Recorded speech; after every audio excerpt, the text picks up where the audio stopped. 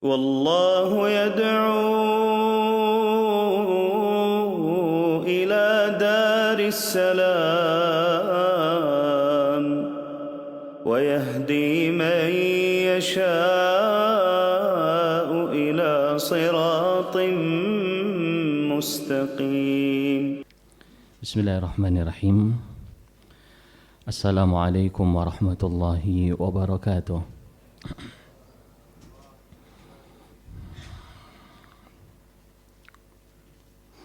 إن الحمد لله نحمده ونستعينه ونستغفره ونعوذ بالله من شرور أنفسنا ومن سيئات أعمالنا. من يهده الله فلا مضل له ومن يضلل فلا هادي له. وأشهد أن لا إله إلا الله وحده ربي لا شريك له. وأشهد أن محمدا عبده ورسوله. اللهم صل وسلم وبارك على نبينا محمد وعلى آله وأصحابه أجمعين. Amma ba'd. Kaum muslimin dan muslimat jamaah sidang salat subuh yang dimuliakan Allah Azza wa Jalla. Alhamdulillah, kembali di majelis subuh hari yang berbahagia ini kita dipertemukan kembali oleh Allah Azza wa Jalla, masih di dalam silsilah kajian kita terkait dengan fitnah akhir zaman. Hadirin yang berbahagia, pada majelis kita dalam kesempatan ini kita ingin mengangkat salah satu dari fitnah akhir zaman yang cukup berbahaya dan jarang diwaspadai oleh seorang muslim atau muslimah. Fitnah ini adalah fitnah asyubuhat wasyahawat. Fitnah asyubuhat wasyahawat. Akhwani rahimani wa rahimakumullah, kita semua tahu bahwa di antara kenikmatan yang Allah anugerahkan kepada kita adalah terkabulkannya doa yang selalu kita panjatkan dalam setiap hari, kurang lebih minimal 17 kali.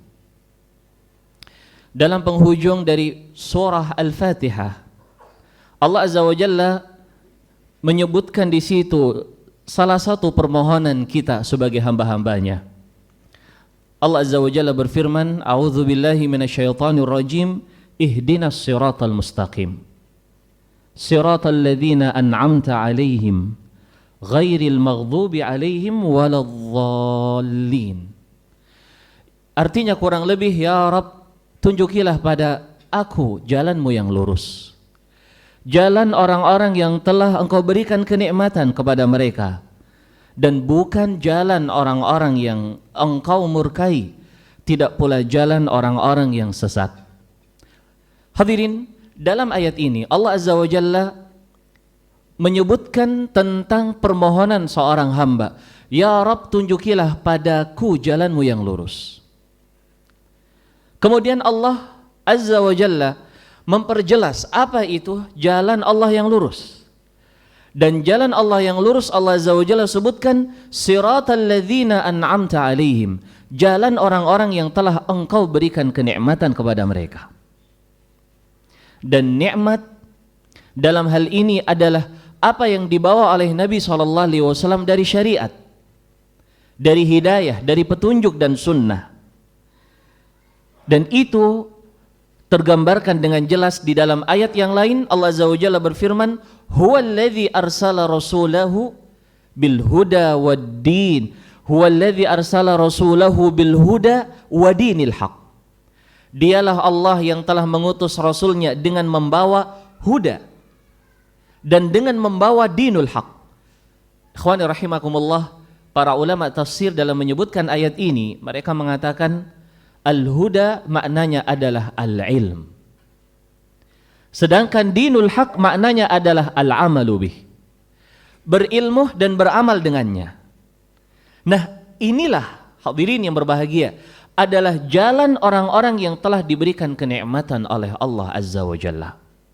Mereka yang telah merangkai antara ilmu dan amal, mereka yang telah merangkai antara ilmu dan amal. Dan ini selaras dengan apa yang Allah sebutkan dalam ayat yang lain. Allah berfirman, Bismillahirrahmanirrahim, wal 'ashr innal insana lafi khusr illa alladzina amanu wa 'amilus shalihat wa tawasaw bil haqqi wa tawasaw bis sabr. Demi masa sesungguhnya manusia berada dalam kerugian kecuali mereka yang beriman. Beriman dalam hal ini adalah mereka berilmu, iman yang dibangun di atas ilmu. Wa amilus salihah, dan mereka beramal dengan amalan saleh. Dan mereka saling mengingatkan dalam kebenaran dan saling mengingatkan dalam kesabaran.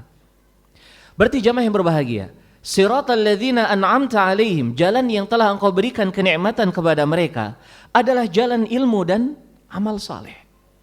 Dan lebih jelas lagi Allah sambung ayatnya, ghairil maghdubi alaihim, bukan jalan orang-orang yang dimurkai. Siapa jalan orang-orang yang dimurkai? Para ulama ijma', ulama mufassirun, bahwa al-maghdubi alaihim dalam ayat itu adalah Yahudi dan yang berjalan dengan jalannya orang Yahudi, yang mereka telah Allah Azza wa Jalla berikan padanya ilmu, tetapi ilmu itu adalah ilmu yang tidak membawa mereka dalam amalan yang saleh. Sedangkan adh-dhalun adalah orang-orang Nasara dan yang berjalan dengan jalan mereka, yang Allah Azza wa Jalla berikan kepada mereka semangat beramal namun tidak dibangun di atas ilmu. Baik, oleh karenanya hadirin yang berbahagia, siapa saja yang mereka itu berilmu tanpa beramal, fafihi syabahun bil yahud, ada sedikit banyak atau sedikit permisalan dia dengan orang Yahudi. Dan siapa yang dia beramal tanpa dengan ilmu, fafihi syabahun bin Nasara, sedikit atau banyak ada kemiripan dengan kelompok atau kaum Nasara.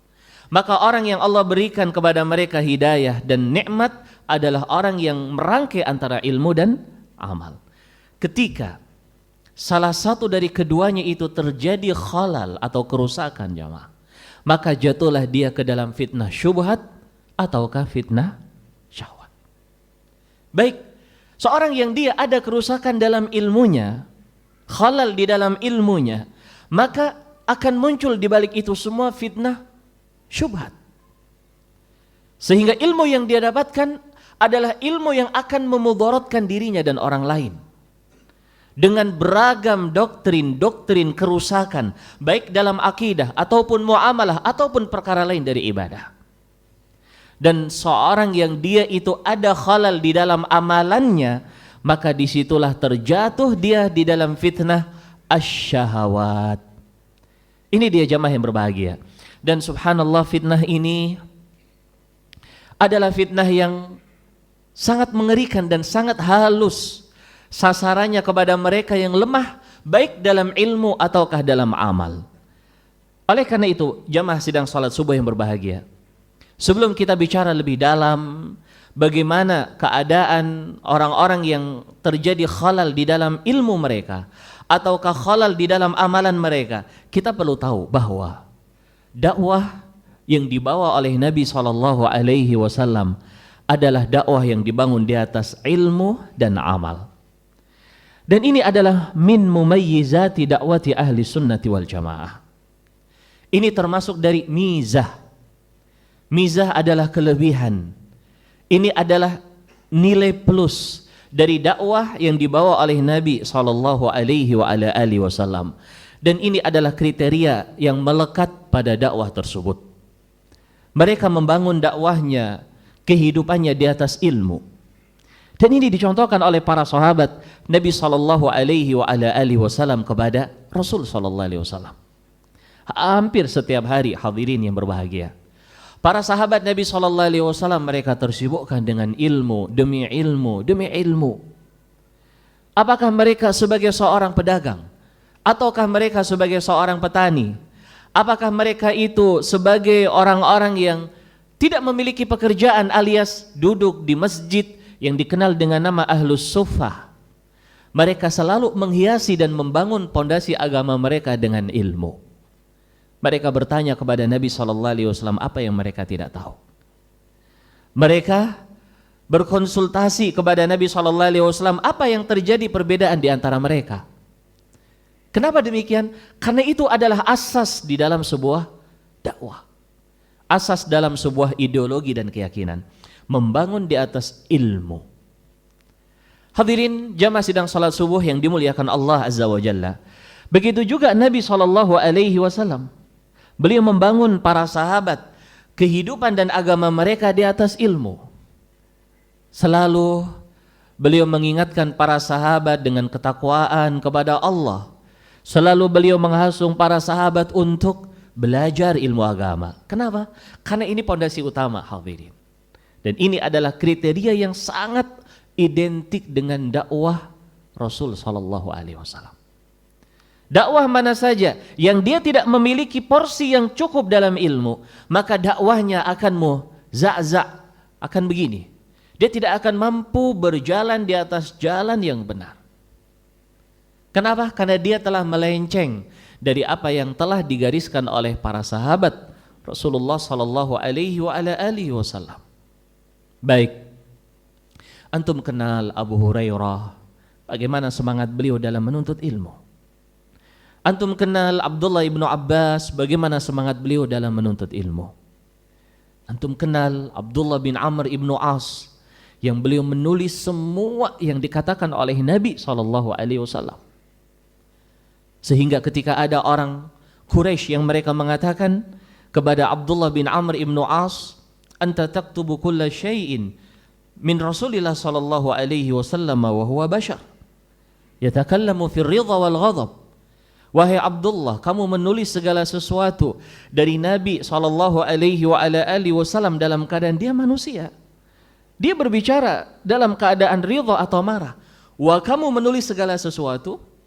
Sampai waktu itu beliau berhenti menulis. Namun ketika sampai berita ini kepada Nabi SAW, uktub, tulis terus wahai Abdullah bin Amr ibnu As. Walladhi nafsi biyadih ma yakhruju min fi hadha illal haq. Demi zat yang jiwaku ada di tangannya, sungguh tidak ada yang keluar dari mulut ini, beliau mengisyaratkan kepada lisan beliau yang mulia, kecuali kebenaran.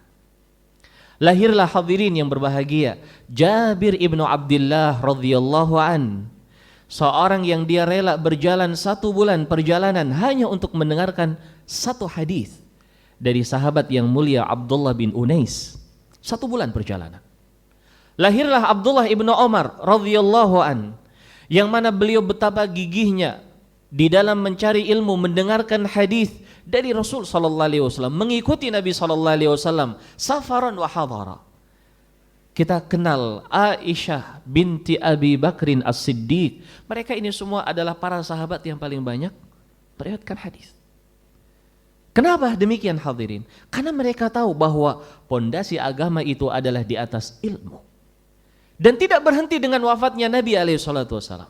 Setelah Nabi sallallahu alaihi wasallam wafat, mereka berjibaku dengan umat manusia di kala itu, menyebarkan ilmu yang mereka dapat dari Nabi sallallahu alaihi wasallam. Aisyah radhiyallahu anha, beliau di rumahnya adalah rumah yang penuh dengan majelis ilmu agama. Berduyun-duyun para sahabat, mereka itu mengambil ilmu dari Aisyah radhiyallahu anha. Kalau itu bukan mahramnya, di balik hijab. Kalau itu adalah mahramnya, di sana ada Urwah ibnu Zubair. Nah, ada Abdullah bin Zubair. Keponakan-keponakan Aisyah radhiyallahu anha. Mereka masuk ke dalam, bertemu dengan bibinya, bertanya dengan ilmu agama. Hadirin yang berbahagia. Yang tidak bisa ketemu di balik hijab. Dengan Abdullah ibnu Abbas datang kepada Aisyah radhiyallahu anha, bertanya tentang ilmu agama. Enak. Mereka bangun kehidupan sepeninggal Rasul di atas ilmu. Kenapa demikian? Karena itulah yang diajarkan oleh Rasul sallallahu alaihi wasallam. Antum ingat di dalam kehidupan para tabi'in ada di sana yang dikenal dengan nama Sa'id ibnul Musayyab. Seorang yang dikatakan oleh ulama sebagai Sayyidut Tabi'in. Dan beliau salah satu dari fuqaha sab'ah. Mereka hidup dengan ilmu, hadirin. Begitu juga generasi setelah mereka, tabi'ut tabi'in. Begitu juga generasi setelahnya, terus sampai hari ini. Mereka membangun dakwah mereka di atas ilmu dan amal. sehingga mereka berkelana dari dunia ini ke dunia itu, maksudnya dari daerah ini ke daerah itu. Mereka belajar mencari hadis, rihlah dalam menuntut ilmu agama, karena ini adalah sekali lagi pondasi seseorang di dalam beragama. Maka suatu hal yang sangat pantas ya bagi seorang yang dia telah merasakan hidayah sunnah ini untuk memperkuat dari sisi ini. Dan nanti kita akan jabarkan lebih luas apa yang harus kita lakukan di dalam upaya penanganan terhadap fitnah, syubhat dan syahwat. Adapun amal hadirin yang berbahagia, maka fahadits wala kharaj. Sangat banyak sekali. Bagaimana para sahabat Nabi SAW dididik oleh Nabi SAW untuk beramal dengan ilmu yang mereka ketahui. Subhanallah. Ketika turun ayat yang melarang tentang khamr, berapa tahapan hadirin turunnya ayat melarang khamr? Ada yang bisa menjawab? Berapa tahapan ayat yang melarang khamr? Karena khamr di kala itu adalah minuman biasa masyarakat di kota Makkah dan juga Madinah. 3 tahapan. Betul ya? Nah, pertama Allah Azza wa Jalla menyebutkan kalau khamr itu ada kebaikannya, ada kejelekannya, tapi kejelekannya lebih banyak. Tahapan yang kedua, dilarang seorang untuk salat dalam keadaan dia mabuk. Kemudian yang ketiga, dilarang secara mutlak. Ketika dilarang hadirin yang berbahagia, dibuang itu khamr, sehingga jalanan yang ada di kota Madinah becek dengan khamr. Mereka jalankan perintah Nabi SAW. Baik, ketika turun kewajiban jihad fisabilillah, mereka menjadi orang yang terdepan untuk bergabung dengan pasukan Rasul SAW. Mereka tinggalkan anak mereka, istri mereka di rumah. Mereka mempertaruhkan jiwa dan raga mereka membela Rasulullah SAW. Amal. Hadirin, ketika turun ayat di dalam Al-Quranul Karim yang menyebutkan bahwa semua yang dilakukan oleh seseorang itu akan dicatat. Apakah dia itu dilafadzkan, diucapkan, ataukah itu menjadi simpanan hati, itu akan dicatat. Wa in tubdu ma fi anfusikum, apa lanjutannya? Au tukhfuhu. Terus? Aywa. Apa yang kalian tampakkan dari amalan, apa yang kalian sembunyikan dari amalan, maka akan dihisab oleh Allah Azza wa Jalla. Itu berat atau tidak konsekuensinya jamaah? Berat. Kalau kita dihisab apa yang kita ucapkan dan amalkan, wajar. Tapi yang terbetik dalam jiwa kita, berapa banyak pikiran kotor muncul dalam hati kita, betul atau tidak? Nah, kalau dihisab berat. Sehingga mereka mendatangi Nabi SAW. Fajazau ala rukabihim, mereka duduk di atas lutut mereka, memohon kepada Nabi SAW. Ya Rasulullah, kullifna minal amali ma nutiq, as-salah was-saum was-sadaqah wal jihad, wa qad unzilal alaina hadhil ayah. Ya Rasulullah, kita dibebankan amalan yang kita masih sanggup. Salat kita sanggup, puasa kita sanggup, sedekah kita sanggup, jihad ayo kita sanggup. Tapi turun ayat ini ya Rasulullah, berat. Coba lihat para jamaah yang berbahagia, bagaimana didikan Nabi SAW kepada para sahabat untuk mereka itu menerima dan menjalankan apa yang telah Allah turunkan dalam ayatnya. Kata Nabi SAW, aturiduna an taqulu kama qalat banu Israil min qabl sami'na wa asayna. Kalian ingin menjadi seperti Bani Israel yang dia ketika turun ketentuan dari Allah Azza wa Jalla, mereka mengatakan sami'na, kami mendengar, tetapi wa asayna, kami bermaksiat. Mereka mengatakan la ya Rasulullah, kalau begitu qulu sami'na wa ata'na ghufranaka rabbana wa ilaikal masir. Katakan oleh kalian kalau begitu sami'na wa ata'na, kami mendengar, kami taat. Coba bayangkan didikan Rasulullah SAW. Ampunanmu ya Rabb, dan kembali kepada Engkau lah kami kembali. Setelah mereka itu mengikrarkan penyerahan dan siap untuk melakukan konsekuensi dalam keimanan berupa amalan, Allah Azza wa Jalla berikan kemudahan. Turun ayat setelahnya, madza? La yukallifullahu nafsan illa wus'aha. Allah Azza wa Jalla tidak membebani suatu jiwa kecuali apa yang dia mampu. Laha makasabat wa 'alaiha maktasabat. Ila akhiril ayah. Dia akan mendapatkan apa yang dia lakukan, baik itu kebaikan atau kejelekan. Sedangkan yang ada dalam hati seseorang selama dia belum ucapkan atau amalkan tidak akan dicatat oleh Allah Azza wa Jalla. Berarti para hadirin, didikan Nabi SAW kepada para sahabat adalah beramal dengan ilmu yang telah mereka pelajari.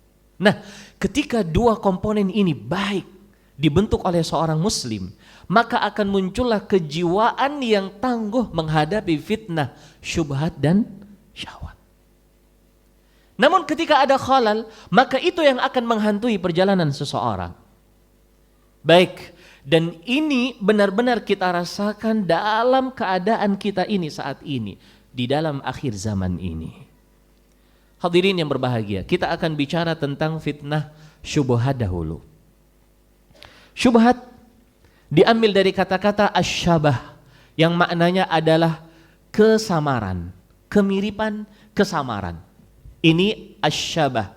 Kemudian dinamakan dengan syubhat karena itu adalah sesuatu yang samar.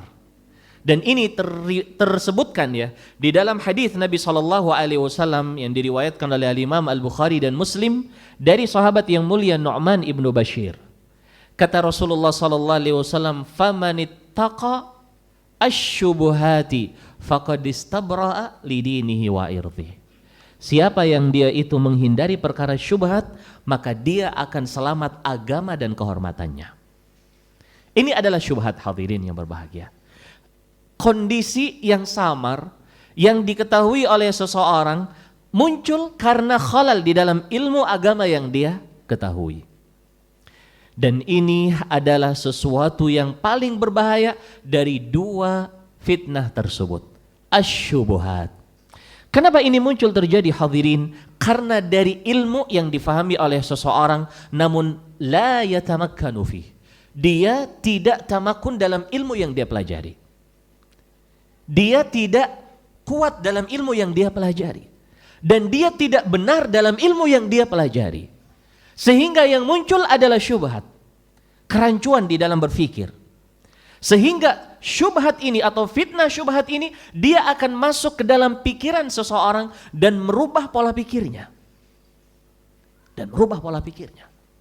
Dan dari situlah kemudian akan muncul statement-statement, pernyataan-pernyataan yang sangat bertolak belakang, kontroversial dengan apa yang ada di dalam Al-Quran dan Sunnah.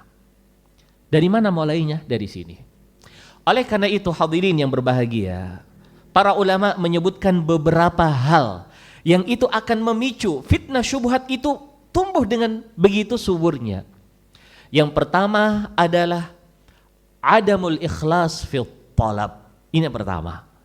Seorang yang dia tidak ikhlas dalam menuntut ilmu. Ketika seorang dia menuntut ilmu dibangun di atas ambisi-ambisi lain, maka dia akan rusak ilmunya itu. Makanya Nabi SAW mengatakan, "Man talabal ilma liyumari bihi sufaha wa liyujadil bihil ulama lam yarih raihatal jannah." Hadis ini diperselisihkan oleh para ulama, ikhwan. Tapi Syekh Al-Albani rahimahullah mensahihkan. Siapa yang dia menuntut ilmu untuk apa? Berdebat dengan orang jahil. Dan dia menuntut ilmu agama untuk berdebat dengan orang yang berilmu atau untuk mempermainkan orang jahil. Dia tidak akan mencium baunya surga. Kenapa demikian? Karena dia tidak dibangun di atas ikhlas dalam menuntutnya. Oleh karena itu hadirin yang berbahagia, Rasulullah SAW menyebutkan tentang 3 orang yang pertama kali disulut api neraka jahanam dengannya. Mungkin antum sering mendengar hadis ini ya ikhwan. Hadis ini hadis yang sangat viral di antara para sahabat. Pertama siapa? Ayo bantu saya. Orang yang berjihad di jalan Allah Subhanahu. Dia bertarung. Sehingga dia gugur di medan perang. Di hari kiamat ditanya oleh Allah Azza wa Jalla dan Allah Maha tahu, untuk siapa kamu berperang? Dia mengatakan, "Ya Rabb, inni kutiltu atau qataltu fi sabilillah li'i'la'i kalimatik." Aku berperang di jalan Allah untuk membela agamu, untuk membela agamamu karena engkau ya Rabb. Allah Maha tahu kalau orang ini berperang karena ingin dikatakan sebagai seorang pahlawan. Kata Allah Azza wa Jalla, kadzabta, kamu berdusta. Wa innama qatalta liyuqal annaka suja'. Begitu. Kamu berdusta. Kamu berperang itu ingin dikatakan seorang pemberani. Lalu diperintahkan oleh Allah kepada malaikatnya untuk dilempar orang ini ke dalam Jahannam. Yang kedua adalah orang yang madza ya ikhwan? Yang infak di jalan Allah Azza wa Jalla. Dia infak, namun dia tidak ikhlas. Ketika ditanya oleh Allah Azza wa Jalla, dia mengatakan, aku infak untuk mengharapkan pahalamu ya Rabb. Kata Allah, kadzabta, kamu berdusta. Kamu berdusta. Wa innama anfaqta liyuqal annaka jawad. Kamu itu ingin dikatakan sebagai seorang dermawan. Dilempar ke dalam neraka. Yang ketiga adalah seorang yang dia belajar membaca Al-Quran. Ditanya oleh Allah Azza wa Jalla, untuk siapa kamu membaca Al-Quran? Dia mengatakan, aku membaca Al-Quran karenamu ya Rabb. Kadzabta, kata Allah, kamu berdusta. Innama fa'alta hadza liyuqal annaka qari. Kamu ingin dikatakan sebagai seorang yang bacaannya bagus, yang ilmunya Masya Allah, waqad qil, dan kamu telah dikatakan di dunia. Lalu diperintahkan oleh Allah kepada malaikatnya untuk dilempar ke dalam Jahannam. Tahu nggak ikhwan, hadis ini siapa yang meriwayatkan? Ada yang tahu? Naam, Al-Imam Al-Bukhari dan Al-Imam Muslim. Seingat saya begitu. Dari sahabat siapa? Abu Hurairah. Dari sahabat Abu Hurairah. Ketika Abu Hurairah meriwayatkan hadis ini, ikhwan, mungkin antum pernah dengar kisahnya. Itu karena kedatangan seorang tabi'in. Kemudian dia ingin mendengar dari Abu Hurairah tentang hadis ini, sehingga dia datang dari jauh untuk bertemu dengan Abu Hurairah radhiyallahu anhu. Kemudian duduklah Abu Hurairah dengan tabi'in ini. Lalu Abu Hurairah mengatakan, sa'uhadithuka an Rasulillah sallallahu alaihi wasallam haditsan. Saya akan bercerita kepadamu dari Nabi sallallahu alaihi wasallam sebuah hadis. Walaysa baini wa bainahu, dan tidak ada antara aku dan Nabi sallallahu alaihi wasallam kecuali seperti antara aku dan kamu saat ini. Tidak ada orang lain. Sebelum Abu Hurairah menceritakan hadis itu, beliau pingsan. Sehingga tabi'in ini menunggu sesaat. Sampai akhirnya Abu Hurairah siuman. Ketika dia siuman, dia mengatakan, sa'uhadithuka haditsan an Rasulillah sallallahu alaihi wasallam wa laisa baini wa bainahu illa kama baini wa bainak. Aku akan cerita kepadamu hadis yang aku dengar dari Nabi sallallahu alaihi wasallam, dan tidak ada antara aku dan beliau kecuali seperti antara aku dan engkau. Namun sebelum beliau membacakan hadis itu, beliau tidak sanggup untuk memikirkan konsekuensinya, lalu beliau pingsan. Terulang 3 kali, baru akhirnya beliau itu sanggup untuk menceritakan hadis ini. Hadirin yang berbahagia, dari mana? Apa yang kita ambil dari kisah ini? Artinya ini sesuatu yang sangat penting gitu ya.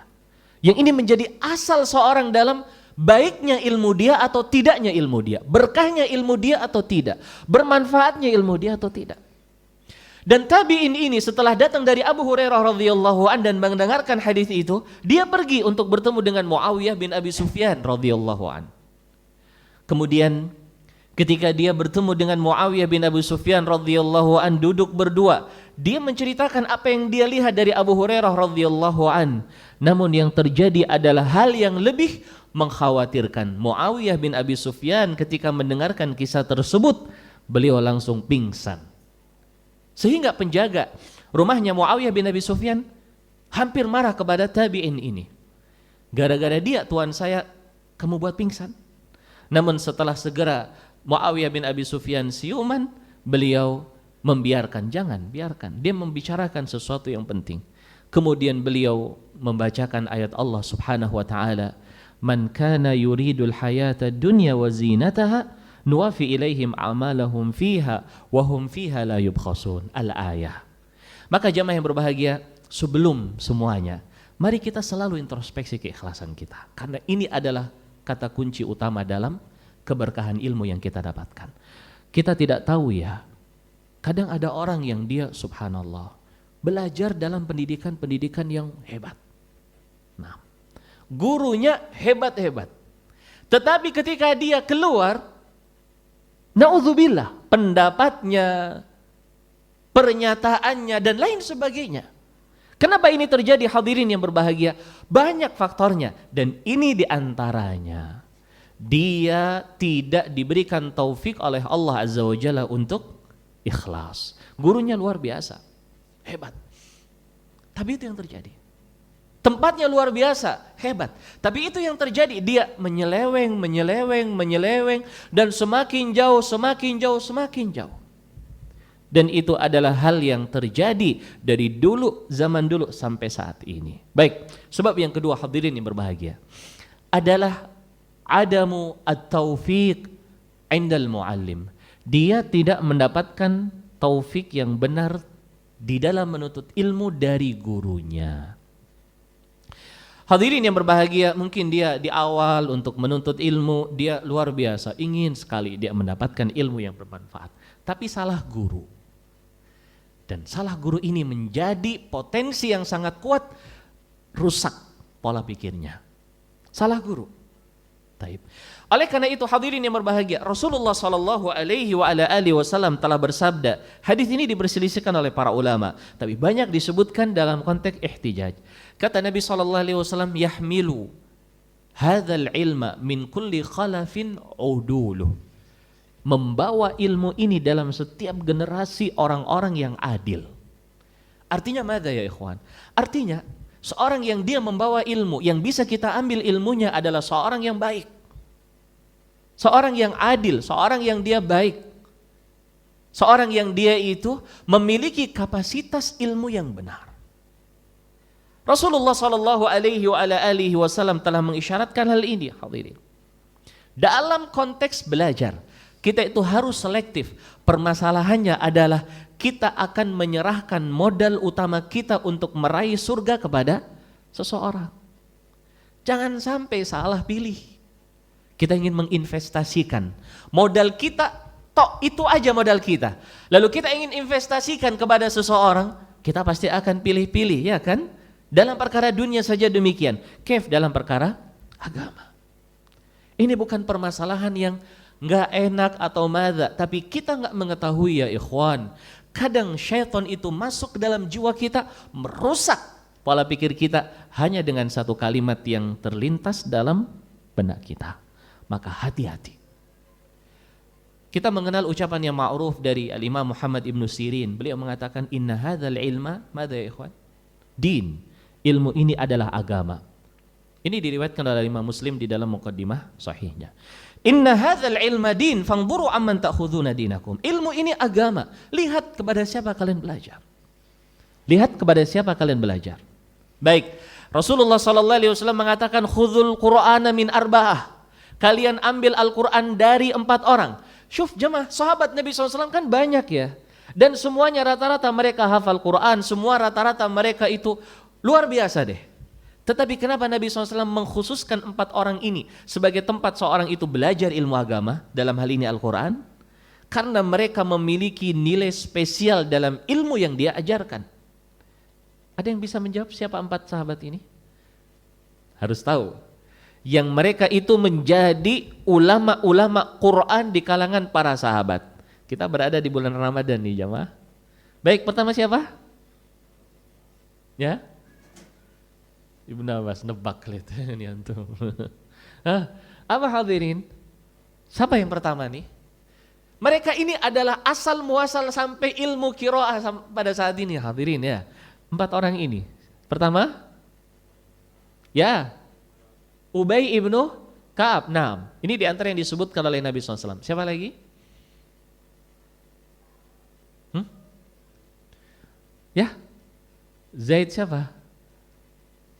La. Hah?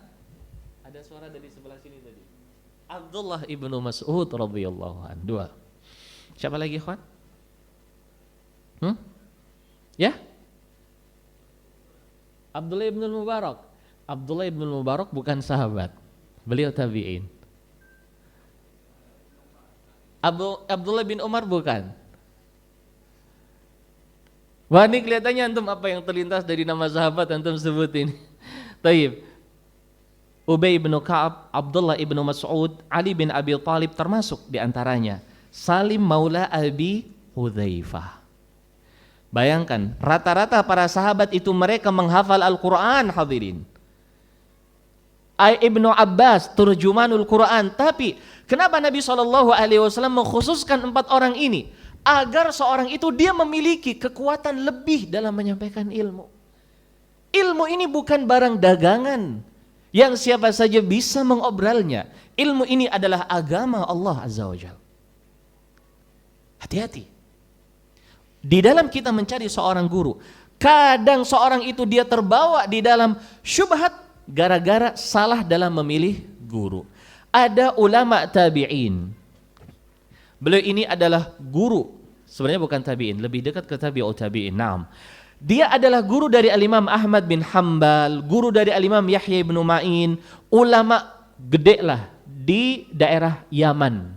Siapa yang bisa menebak? Inisialnya huruf Ain. Abdul Razzaq ibnu Hammam As-San'ani rahimahullahu ta'ala. Tahu nggak jamaah? Beliau adalah ulama ahlu sunnah wal jamaah. Ma'ruf dalam biografinya. Namun di akhir hayatnya atau di pertengahan akhir kehidupannya, rumiya bit tasyayyu'. Dia itu dituduh atau dia itu dinisbahkan kepadanya pemahaman Syiah. Subhanallah. Tahu nggak dari mana itu terjadi? Jawabannya adalah wa kana mukhtarran bi syaikhih. Dia itu tertipu dengan gurunya.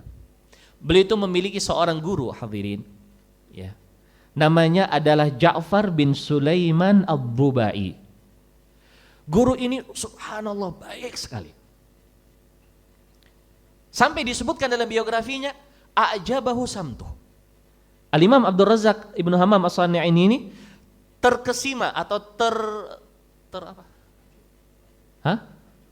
terkagumkan, terpesona dengan kebaikan akhlaknya sang guru ini.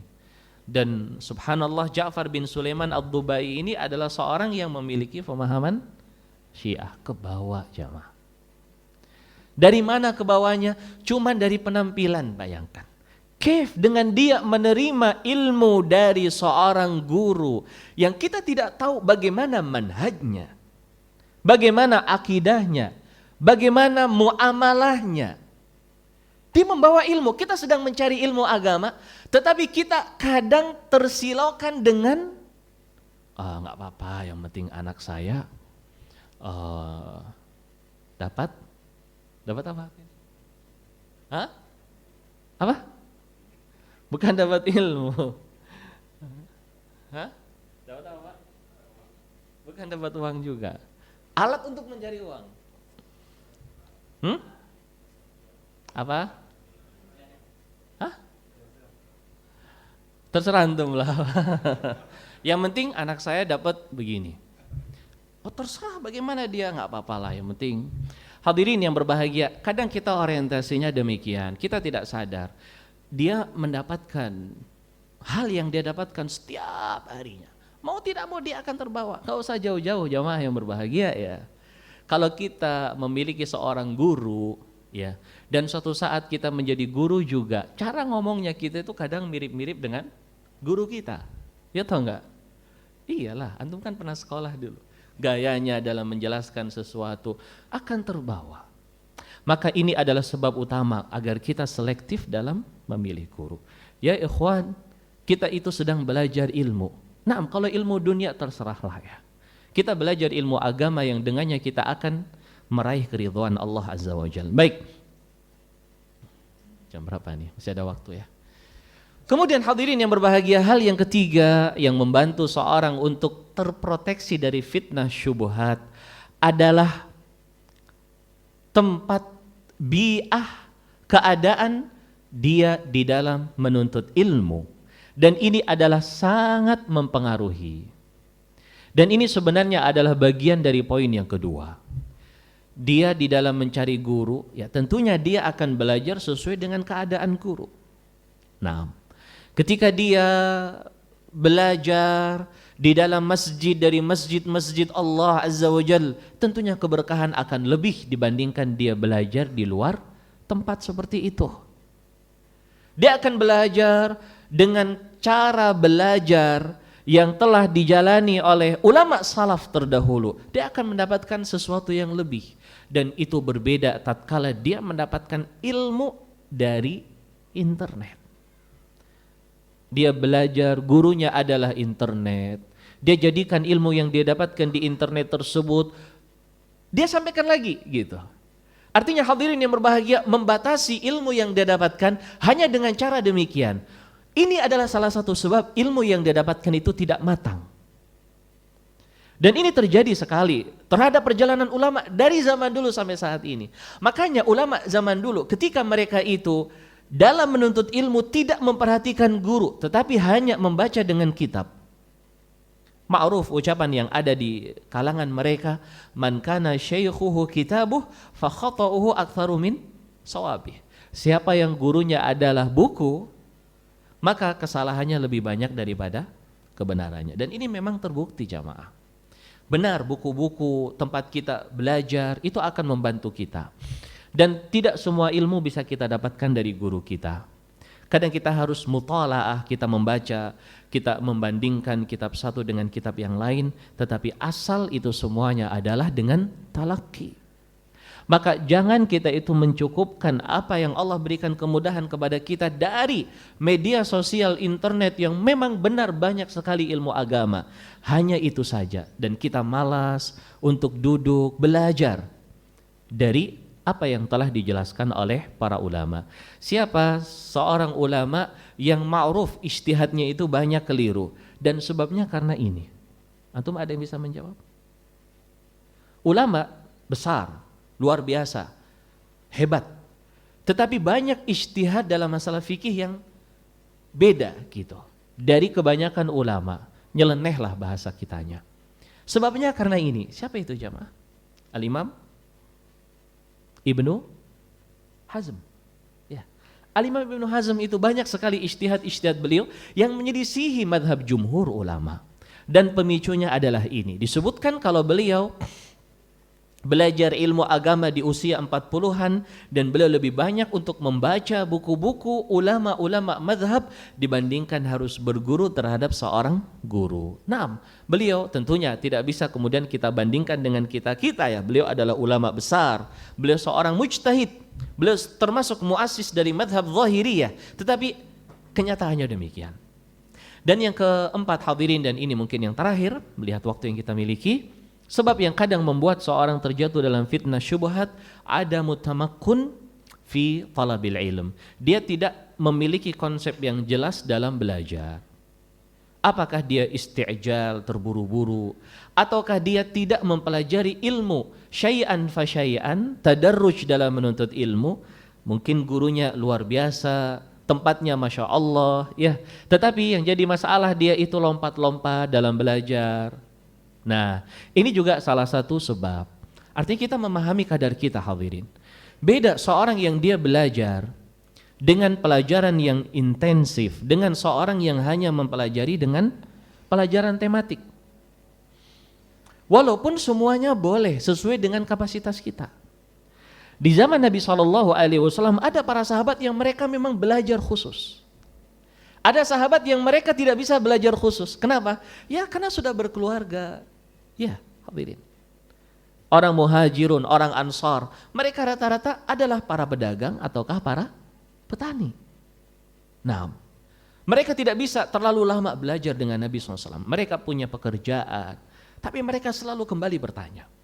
Namun di sana ada Abu Hurairah, di sana ada Abdullah ibnu Mas'ud, di sana ada Abdullah bin Umar, ada Abdullah ibnu Abbas. Mereka intensif mempelajari dari Nabi SAW ilmu agama. Nah, orang-orang yang demikian inilah yang kelak pondasi ilmunya adalah pondasi yang kokoh. Oh, kalau begitu kalau kita belajar tematik saja nggak kokoh, kokoh juga, tetapi pada porsinya. Apakah bisa difahami para jamaah?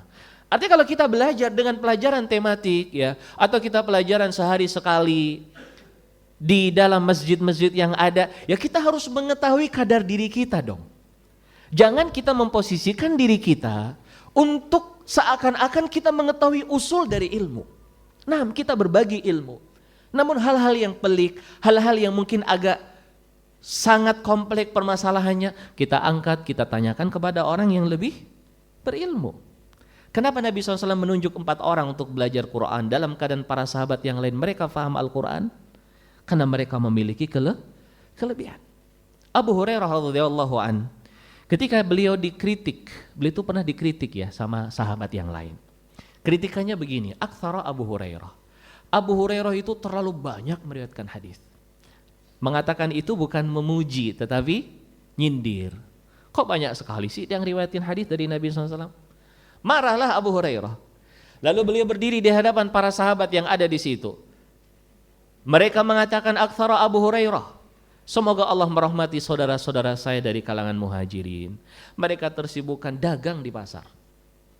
Semoga Allah merahmati saudara-saudara saya dari kalangan Ansor. Mereka sibuk bercocok tanam di kebun mereka.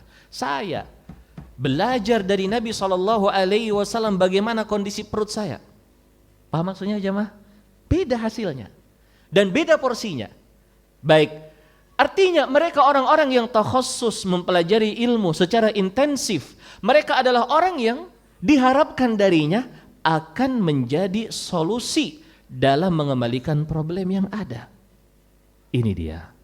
Ini yang harus kita fahami. Maka saya menyarankan kepada antum semua yang bisa untuk bisa mempelajari agama ini secara lebih intensif dan sungguh sangat panjang ya hadirin yang berbahagia.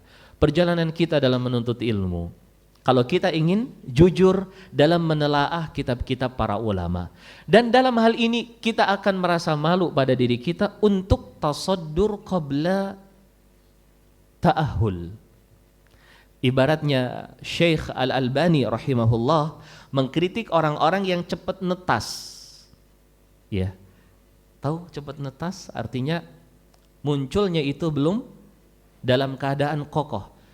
Beliau mengatakan yurid an yutir walam yatarayyash. Ibarat seekor burung yang ingin terbang tapi belum memiliki bulu yang sempurna. Kalau istilah ulama mutaqaddimun namanya tazabbaba qabla an yatakhashram. Antum tahu zabib enggak? Zabib tahu? Enggak tahu zabib. Zabib itu bahasa kitanya kismis, tahu? Tahu kismis? Enggak tahu juga kismis? Yang suka masak nasi biryani. Lagi puasa bicara makanan. Kismis tahu ya kismis? Anggur yang dikeringkan. Nah, orang dulu kalau mereka memetik anggur dari kebunnya, tempat saya belajar itu gudangnya anggur ya.